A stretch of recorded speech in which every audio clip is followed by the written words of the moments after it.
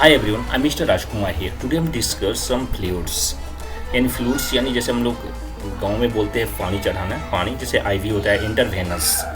सो ये फ्लूइड्स होता है intravenous, direct inject to the venous, यानी डायरेक्ट हम नस में डालते हैं। इसका जो यूज होता है हम वेनस के लिए करते हैं। इसमें काफ़ी different types of the fluids होते हैं। जैसे होता है एनएस हो गया, डीएनएस हो गया, डेस्ट्रो नॉर्मल सोलाइन हो गया, एनएस नॉर्मल सोलाइन हो गया, रिंगर सिलेक्टेड सोलाइन, ये हमारा आरएस को होता है। और DA5, D10, D20 जो DA तो शुगर के पेशेंट को, तो जो सिर्फ पेशेंट को शुगर के पेशेंट को D5 हम लोग ये देते हैं। ठीक है। मिनरल सोल्यूशन जो होते हैं ये फिर फिक्सन आइसोलेट, ये सारे फ्लूइड्स के बारे में हम लोग पूरा चर्चा करेंगे कि ये सारे फ्लूइड्स किस पेशेंट को हमको देना है, किस पेशेंट को नहीं देना है, किस सिचुएशन में लगाना है, किस सिचुएशन में नहीं लगाना है। ये सारे फ्लूइड्स के बारे इस वीडियो में पूरा डिटेल जानेंगे, ये 6th फ्लूइड के बारे में। Okay, thank you. मैं बता रहा हूँ आपको। एनएस का जब यूज़ किया जाता है, एनएस नॉर्मल सोलाइन, तो इसके यूज करने के लिए हमें डिहाइड्रेशन, जैसे डिहाइड्रेशन से शरीर में पानी कमी या दस्त हो रहा है, उस पीरियड में हमें एनएस दिया जाता है, अगर वो भी 500 ml के लिए। अंडर वॉशिंग यानी घाव को साफ करना या क्लीन करने के लिए, धोने के लिए हमने अंडर वॉशिंग के एनएस का यूज किया जाता है। दूसरा होता है विल्सन और इंजेक्शन, ये होता है डिलक्स ऑफ इंजेक्शन, ये हमारे एनएस में मिला कर दिया जाता है। और होता है मेंटेनेंस ऑफ द बैलेंस, यानी शरीर में पानी की पूर्ति करने के लिए हमारे एनएस का यूज किया जाता है। बात करते हैं नॉर्मल सोलाइन। नॉर्मल सोलाइन जो हो गया, हमारे डोजेज की बात कर रहा हूँ, डोज की। नॉर्मल सोलाइन कितना देना चाहिए? Dose of the normal saline to completely depend on this patient condition of disease, यानी हमारे पेशेंट किस कंडीशन में है, उस कंडीशन के अनुसार से हम पेशेंट को एनएस लगा दिया जाता है। अगर हमको ये देने का ये भी है कंडीशन है, और कैसे कंडीशन, जैसे 2000 ml से लेकर 3000 ml तक हमारे 24 आवर्स के अंदर में दे सकते हैं। ये हमारे डोज ऑफ, और जैसे डिपेंड करता है हमारे पेशेंट किस कंडीशन में है और उसकी एज क्या है।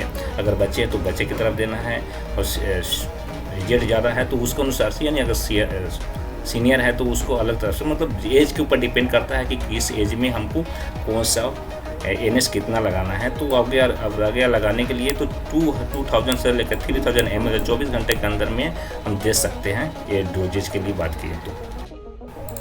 नेक्स्ट जानेंगे डीएनएस, डेस्ट्रो नॉर्मल सोलाइन। ये डीएनएस जो होता है, डेस्ट्रो का मतलब होता है शुगर यानी शक्कर, नॉर्मल सोलाइन इसमें ऑलरेडी 0.9 NaCl सोडियम क्लोराइड होते हैं।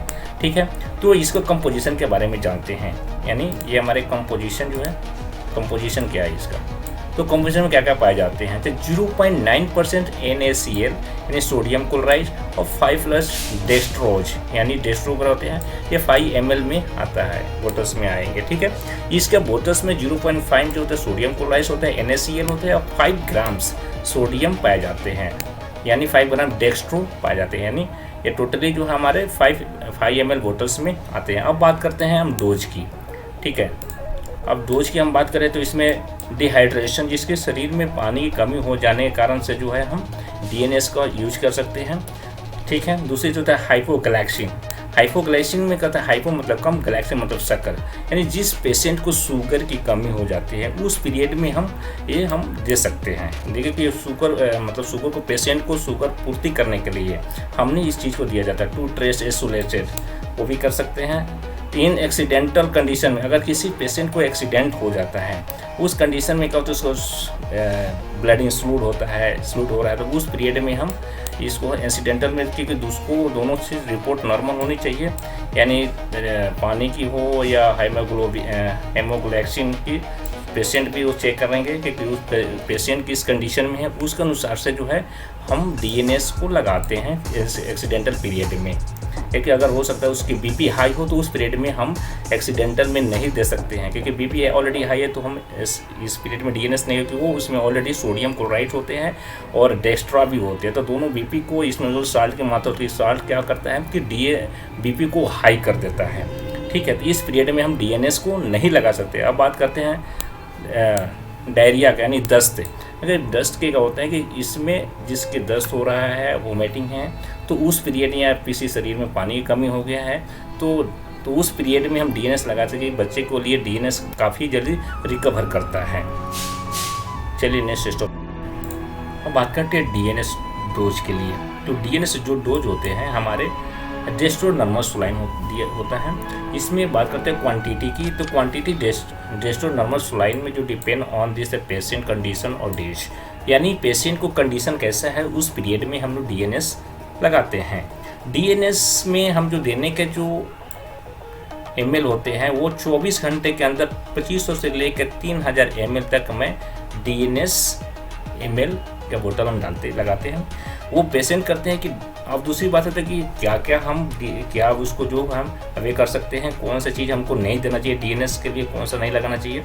तो उस फिर जिस पेशेंट को शुगर की मात्रा है, इस पेशेंट को ज़्यादा शुगर की मात्रा है और हाइपर बीपी है, इस पर बीपी काफ़ी है, हाइपरटेनस बीपी हो, तो उस पीरियड में हमको डीएनएस नहीं लगाना है, क्योंकि ऑलरेडी डीएनएस में डेस्ट्रो होते हैं, शुगर की होती है और शुगर में शक्कर होते हैं, और एनएस जो लगाते हैं तो डीएनएस में डेस्ट्रो प्लस एनएस नॉर्मल सलाइन ये दोनों मिक्स होती है। इसमें 0.8 से सोडियम क्लोराइड होते हैं, तो इसमें साल्ट की मात्रा होती है। तो साल्ट अगर जिसके पेशेंट को हाइपरटेंशन है और उसका बीपी हाई है, तो उस पीरियड में हमको डीएनएस नहीं लगाते हैं। तो बात करते हैं आरएल के, रिंगर्स लैक्टेट्स, ठीक है। इसमें जो कंपोजिशन होते हैं क्या पाया जाता है, इसमें क्या होता है, इलेक्ट्रोलाइट और मिक्सचर होता है। इसमें सोडियम क्लोराइड होते हैं, पोटेशियम क्लोराइड होते हैं, सोडियम इलेक्ट्रेट पाया जाता है, ठीक है। तो इसमें क्या जब आपको शरीर में एनर्जी की कमी होने लगती है, जब आप क्या करते हैं उस तरह के जो पाउडर्स होते हैं आप पानी में मिक्स करके पीते हैं, सेम इसमें भी आपको आरएल में मिक्सचर में मिल जाता है, ठीक है। और डिपेंड करता है आपको पेशेंट की कंडीशन कैसे है, पेशेंट की कंडीशन के अनुसार से जो है वो हम लोग आरएल का या जो भी फ्लूइड हम डालते हैं, तो उस डिपेंड ऑन दिस कंडीशन, ठीक है। अब बात करते हैं डोज की। और डोज की बात करें तो इसमें हम कितने 24 घंटे में कितना लगाना चाहिए। 24 घंटे में 500 ml से लेकर 1000 ml तक पेशेंट को दिया जाता है, ठीक है। तो इसमें हम क्या अब इसका जो यूज हो गया हमको पता चल गया कि इसमें इलेक्ट्रोलाइट होते हैं, मिक्सचर होते हैं, और सोडियम क्लोराइड के लिए हम लोग इसको यूज करते हैं।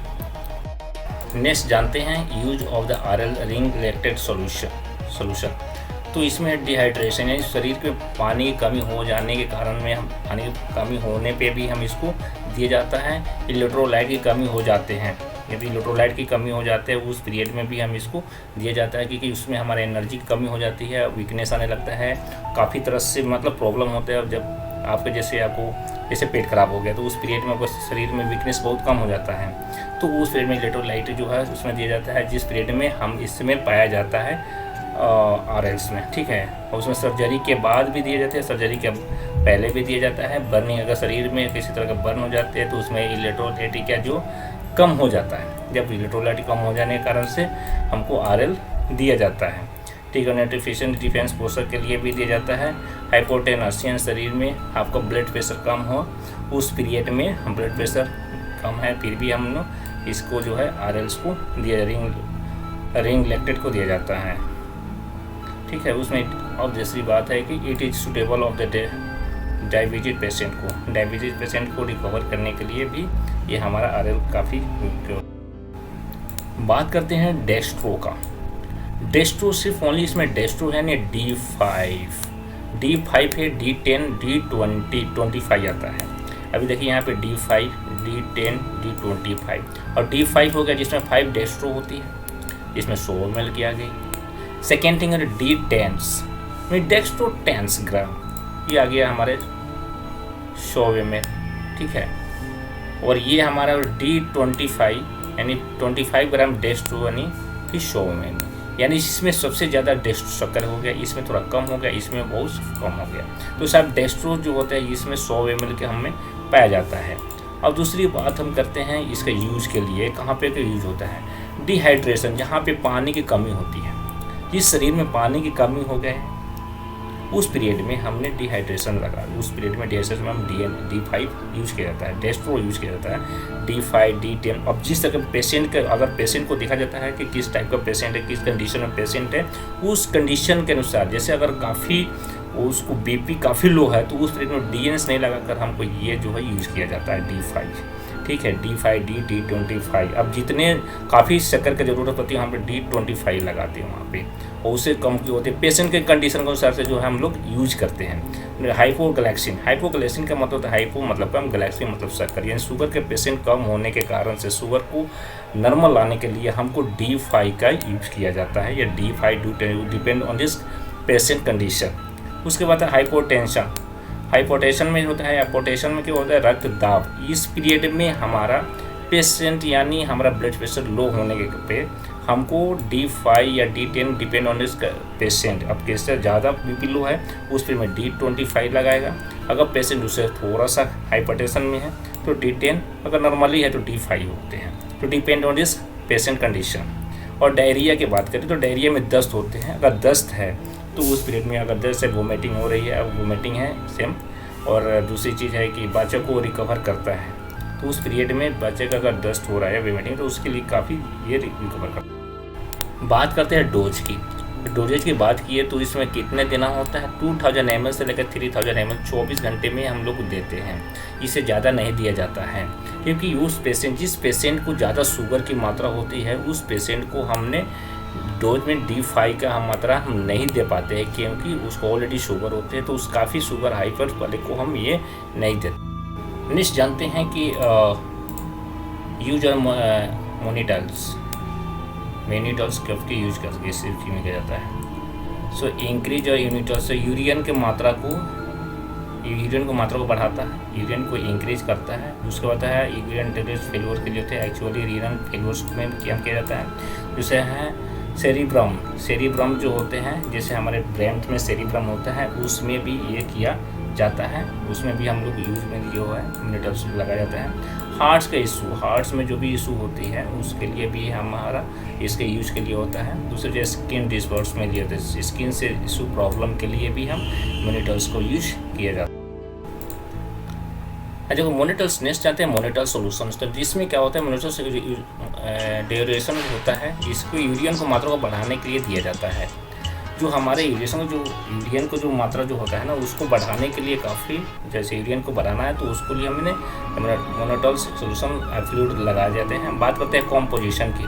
तो कॉम्पोजिशन में क्या क्या पाया जाता है, इसमें 20 ग्राम मोनिटल्स में 100 ml पानी में 20 ग्राम हमारा मोनिटल पाया जाता है। इसके 100 ml पानी में 20 ग्राम मोनिटल पाया जाता है। यहाँ पे पूरा क्लियर दे दिया। नेक्स्ट जानते हैं मिनिटल सोल्यूशन। ये मिनिटल सोल्यूशन जो होते हैं यूरियन को मात्रा को बढ़ाता है। ये यूरियन को मात्रा को बढ़ाएगा, जिससे हमें यूरियन की जो मात्रा होती है उसको बढ़ाने के लिए इसको ये बात करते हैं कंपोजिशन की। तो इस कंपोजिशन में क्या क्या पाया जाता है, इसको जो है 20 ग्राम जो मोनिटल होता है जिसमें 100 ml आता है, 20 ग्राम मोनिटल होता है, इसमें 100 ml आता है, जिसमें हमने क्या होता है कि 20 ml पानी के साथ 20 ग्राम मोनिटल पाया जाता है। ठीक है। नेक्स्ट जानते हैं आइसोलेट ये सारा बच्चे में किया जाता है, ये बच्चे के इस्तेमाल में लगाया जाता है। इसके कंपोजिशन की बात करें तो ज़्यादा करके आइसोलेट जो होते हैं बच्चों में काफ़ी तरह के फोड़े जैसे हो जाते हैं, तो उस पीरियड में आइसोलेट को जो है हम यूज किया जाता है। इसमें कंपोजिशन की बात करें तो 100 ml के होते हैं। डेस्ट्रो जो होते हैं हमारे शक्कर, इसमें 5% होते हैं। सोडियम एक्सेटेबल जो होता है 32% होते हैं।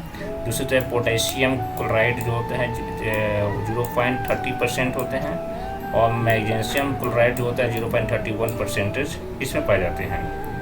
जिसे आइसोलेटेड जो होते हैं बच्चे के इस्तेमाल में, आइसोलेटेड जो होते हैं बच्चों में ज़्यादा करके आते हैं। जैसे दस्त होता है, दस्त डायरिया होता है, उस पीरियड में हम उसको लगाए जाते हैं। और खसरा होता है, जैसे शरीर में जो काफ़ी तरह से जो फुंसी होती है, पूरा फुंसी हो जाता है, उस पीरियड में जो आइसोलेटेड का यूज किया जाता है। सेफ्रॉन प्लास्टिक जो मानसिकता विकार से होते हैं, उस पीरियड में जो है हम आइसोलेटेड का यूज